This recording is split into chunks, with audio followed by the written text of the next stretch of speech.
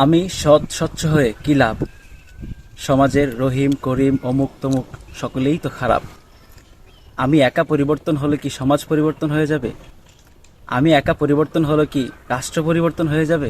এই প্রশ্নটি যদি আবু বকর, ওমর, আলী, ওসমান, এমনকি আমির হামজা রাদিয়াল্লাহু তাআলা আনহুম, আরও যদি ধরি সালাউদ্দিন আইয়ুবী, তাদের মাথায় যদি এই প্রশ্ন কাজ করত, তাহলে হয়তোবা তারা সমাজ সংস্কার করতে পারত না, হয়তোবা তারা ইতিহাসে তাদের নাম লিখাতে পারত না। স্বয়ং আল্লাহ তাআলাই তো বলে দিচ্ছেন, ইন্নাল্লাহা লা ইউগাইয়িরু মা বিকওমিন হাত্তা ইউগাইয়িরু মা বিআনফুসিহিম। কোন জাতিকে ততক্ষণ পর্যন্ত আল্লাহ তাআলা পরিবর্তন করেন না যতক্ষণ না পর্যন্ত সে জাতি নিজেরা নিজেদেরকে পরিবর্তন করে। সুতরাং আপনার এগিয়ে আসাই হতে পারে সমাজ এবং রাষ্ট্রের পরিবর্তন।